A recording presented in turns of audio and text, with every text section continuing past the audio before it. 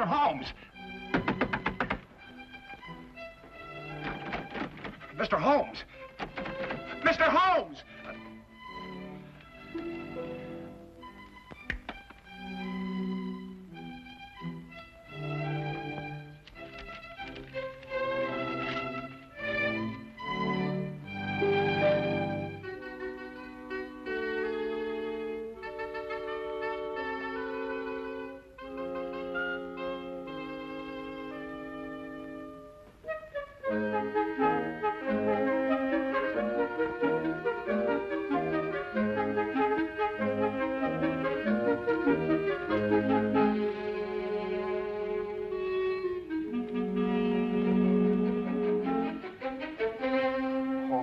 May the saints above see fit that he comes back in time.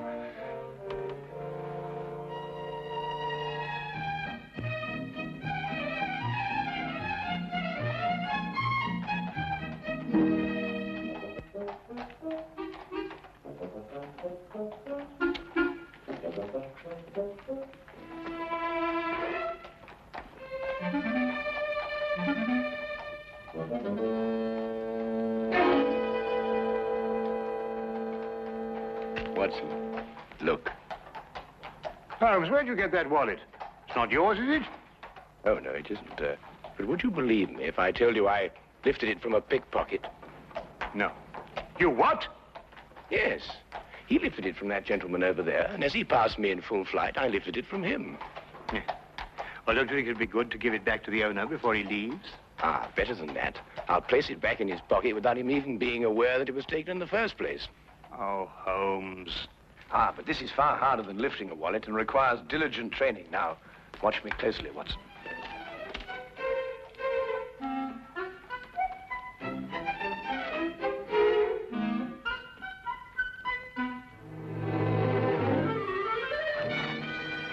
Oh, police! Police! Hey, Watson! Watson! Hold on, Tim, I'll fetch the police! Hey, Watson! Police! Police! Hey, Watson! Hold on! Sure. Police! Police! Hey, Watson! Hold on, Tim! Sure. You were very lucky. If Lestrade hadn't come into the office at that moment, you'd still be in prison. Well, I got it and something went wrong. Probably a little more practice was all I needed. I suppose you haven't considered the other alternative. Behaving like a perfectly sane, normal human being. Instead of going absolutely mad all over the... What on earth? Well, who is he? An Irishman by the colour of his shirt and the shamrock in his buttonhole.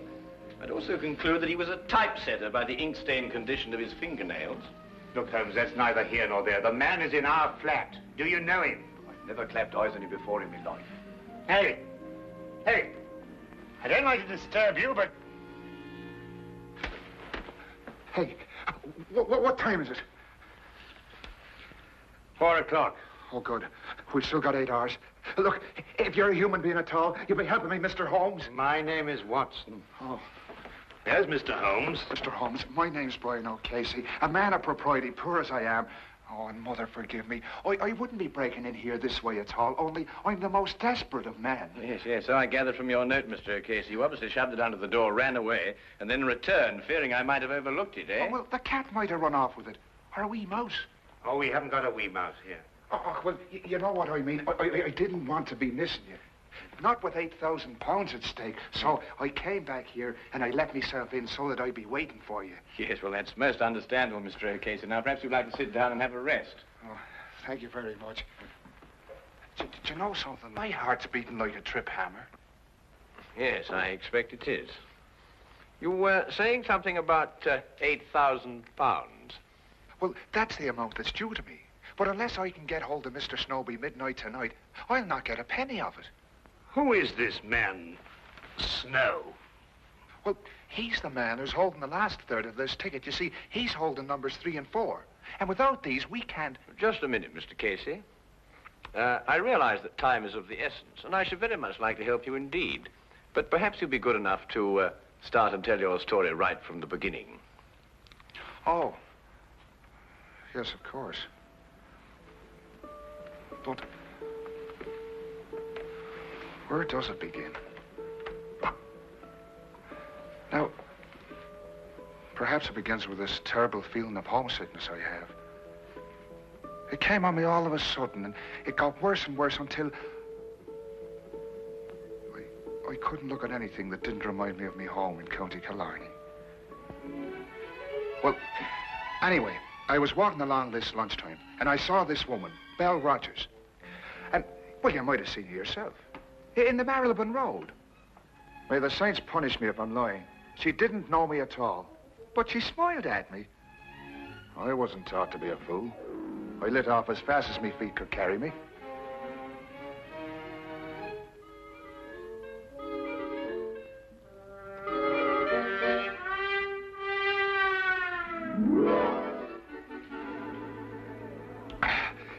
Another glass of stout, if you please.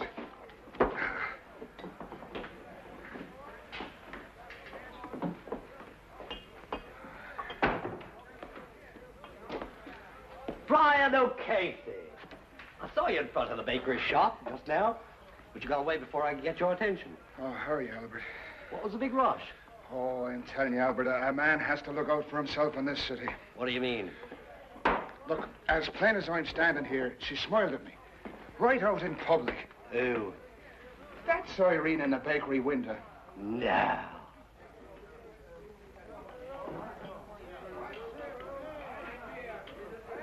Twice. What's the time? Well, how the devil would I be after knowing that?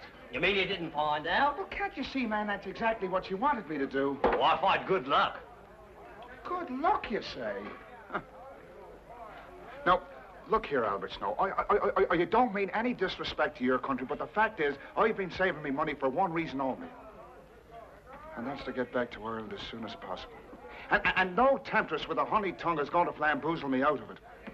Okay, so you may be doing the poor girl an injustice. Ah, but look, the fact is that she smiled at a perfect stranger. And in a certain way.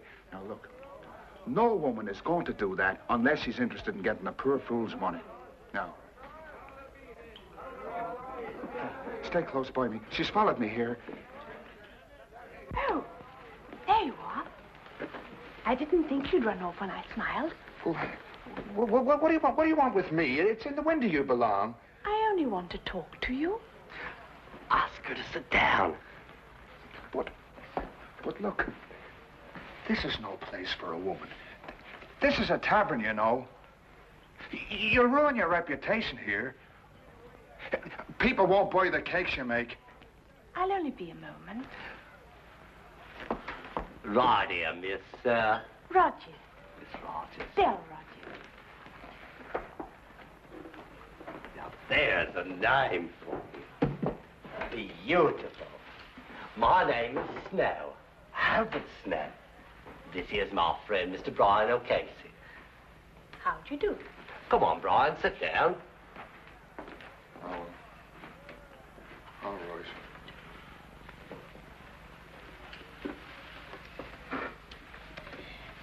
Now listen, Mr. O'Casey. Yes? Would you be willing to give me £1? You see, I told you so. No, wait, let me finish. Yes, let the little lady finish. It's an investment. I'd like you to be my partner in something. What kind of something? A sweepstake ticket. A sweepstake ticket? Yes. I've got one, and I'd like you to buy half of it from me. I don't understand any of this at all. Call it superstition, Mr. O'Casey. You see, I noticed you were an Irishman from the bakery window. That four-leaf clover in your buttonhole. And since everybody knows the Irish are lucky, I'd like an Irishman to be my partner. Well, it isn't for a woman to be gambling. Oh, perhaps not. But think if we win, we'll divide £24,000. Aye, and if we lose, which is much more likely, I'll be out £1, which is half a week's pay. Now, wait a minute. I've got an idea. Why don't the three of us share a ticket? You can afford that much, can't you, O'Casey? It'd be going against fate to turn down a gesture like that. Fate? It's kismet, O'Casey. But I've never won anything in my life. But all the better. The law of averages is on your side. Do you have the ticket with you, miss? Yes.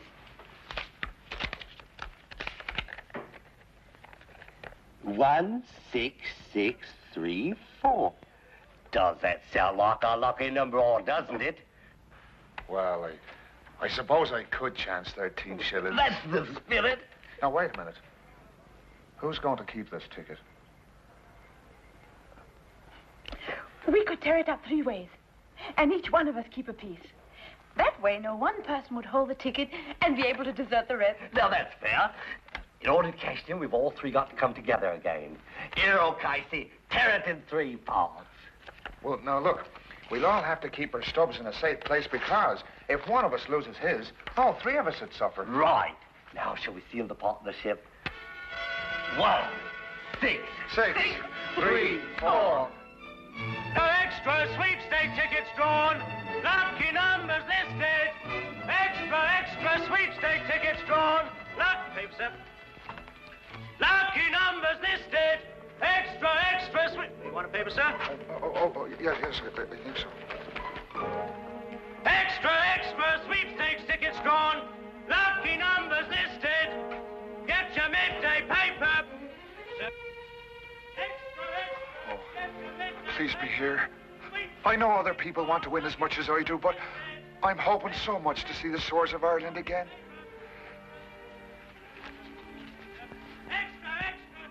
16634.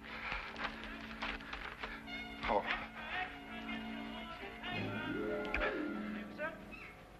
One, 6, 4. Oh, well, it's not the first one. Oh, well, maybe it'll be the second.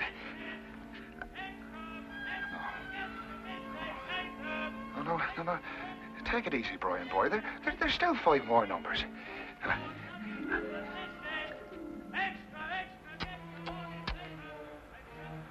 Oh, that Albert Snow. I was mad to let him talk me into this. Kismet. Fate. I'm going to be owed 13 shillings. That's what my fate's going to be.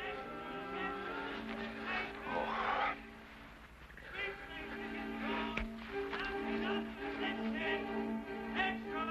One, 6, 6, 3, 4. That's a number. That's a number. It's mine. It's mine. The sweepstake money's mine. It's mine. It's mine. Oh!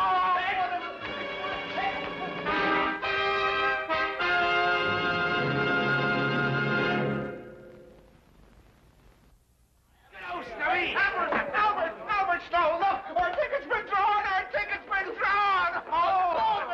Why do you think I'm treated? Hey, what are we going to do? Shall we sell it? Come on with the table. We'll have a meeting of the stockholders this hour. Right, wait till I get me there. I knew it, Mr. O'Casey. I knew we'd be lucky. Don't know I was a fool not to be listening to you right off. It was like I said, O'Casey. Kismet. Yeah. But sit down, everybody. Let's decide what our next step's going to be. The question which confronts us now is, shall we sell the ticket or hold on to it and go all the way? Burning Dream, our horse is a 20-to-1 shot, but he could win. I say, let's go all the way.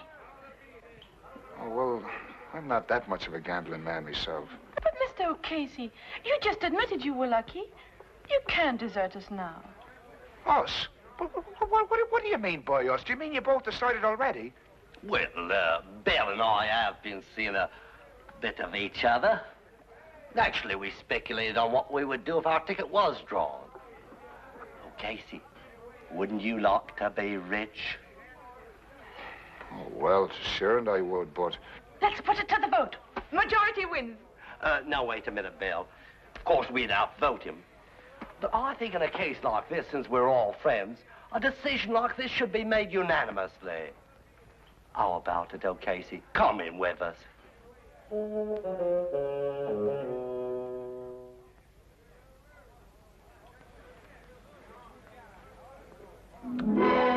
It's a burning dream.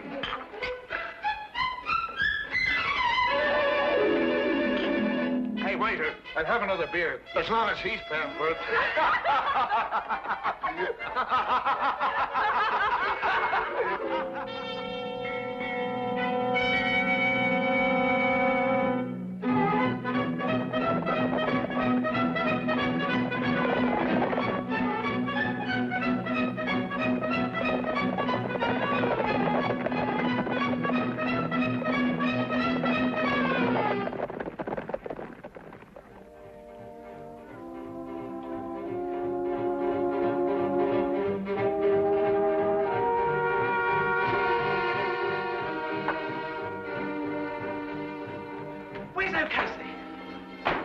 Burning Dream 1! Burning Dream 1! It's fainting.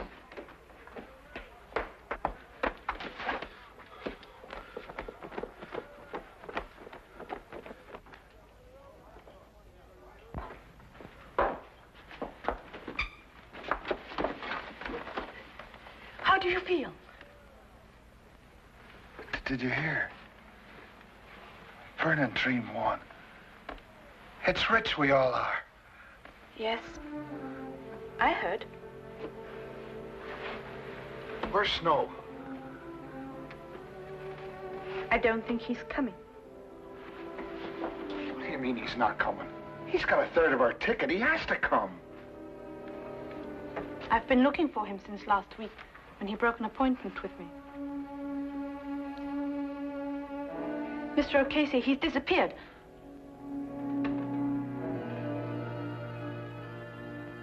Disappeared? Well, that was 10 days ago, Mr. Holmes. And disappear he has, right off the face of the earth. And a third of the ticket along with him. I see. And now you only have until midnight to find him, eh? Well, that's when the ticket becomes invalid. At midnight tonight, on the dot. Yes, yes. Well, that's serious indeed. I should say so. Well, look, do you think you could do something to help us? I was told if anyone could perform a miracle, 'twas you. Well, that's a little exaggerated, but I'll do my best. Where can I get in touch with you, Mr. Casey? Well, you'll be finding me at the Golden Coach Inn tonight. Miss Rogers and I decided to stay there until closing time, in case Albert should turn up. Oh, good, good. Well, I'll look for you there, then. Right, thank you very much.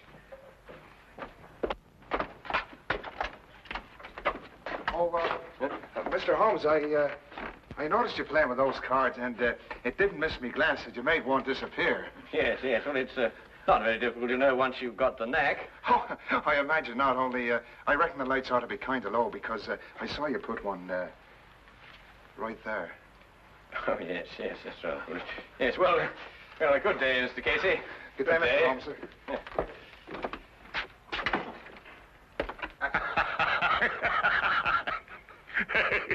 Yes, well, I'll work it out in time. Why don't you give it up altogether? I was referring to the disappearance of Mr. Snow. Oh.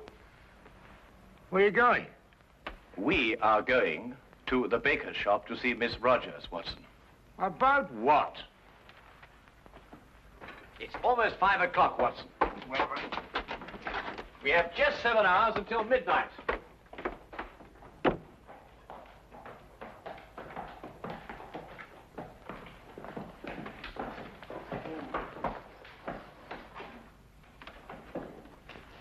If I'm right, Watson, this won't take more than a minute.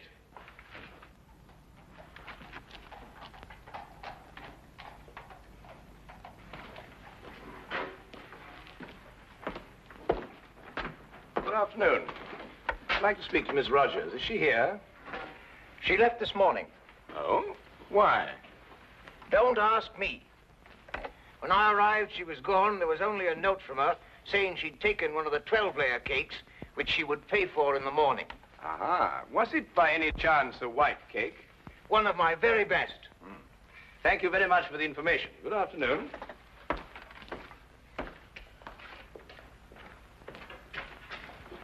I was right, Watson. Drive on, cabby.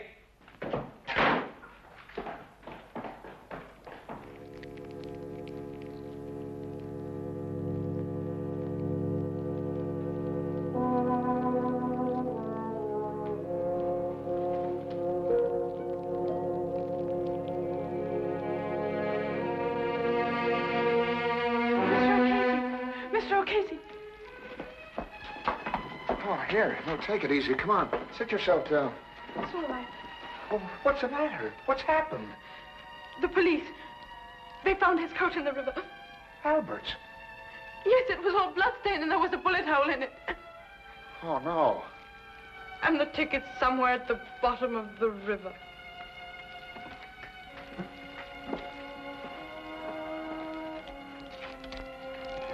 What are you going to do? I'm going to throw my stub into the fire and watch it burn. It's useless now. Oh, but Miss Rogers,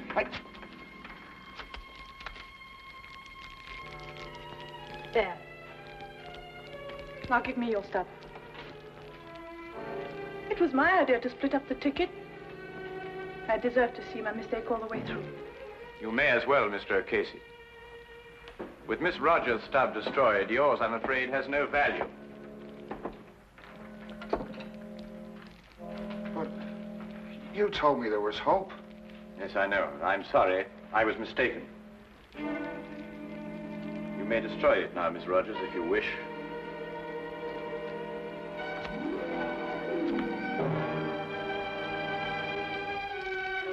Now it's all finished and done with.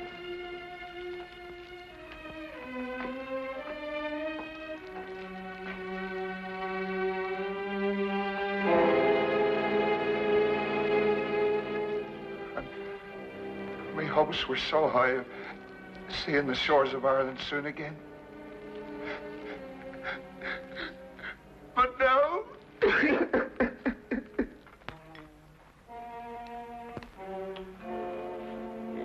Yes, perhaps a little tea would improve your spirits, eh? I can still see the picture of those two at that inn. Take me a long time to get over that, Holmes. Oh, I think you'll get over it sooner than you imagine.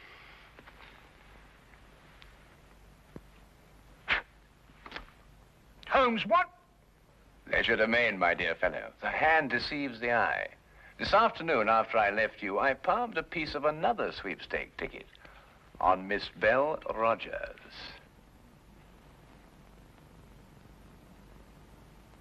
Neat, eh? Would you like a little whiskey in your tea? It'll do you good, you know, and help you sleep. Blast the tea, Holmes. You're hiding something from me. Well, nothing really, except that it occurred to me that Snow and Belle Rogers had contrived to cheat O'Casey out of his money. I was absolutely certain of this when we visited the baker's shop, and I found out that she had taken a large white cake. Well, what's that got to do with anything? A large white cake, very appropriate for marriage, don't you think, Watson? You think they were married? Or about to be. Yes, but that still doesn't tell me what kind of a scheme they had. Well, it was really quite ingenious. Snow would go into hiding, and at the crucial moment give the impression that he'd been murdered. Now, this was the cue for Miss Rogers to give up hope and throw her stub onto the fire. Ah, yes, but it wasn't the real stub, but one that she had obtained, as I did. Now, very artfully, she would get O'Casey's stub from him and pretend to do the same. You mean she really kept O'Casey's stub and destroyed a dummy one? Exactly. Now, she and Snow would have had a complete ticket if I hadn't substituted a dummy of my own. Well, that's amazing, Holmes. Fantastic. Well, the whole thing makes sense now. Or does it? After all, you've no proof of anything. Your whole theory is just a series of inferences. If once your premise is wrong, the whole structure collapses. Naturally, my dear Watson.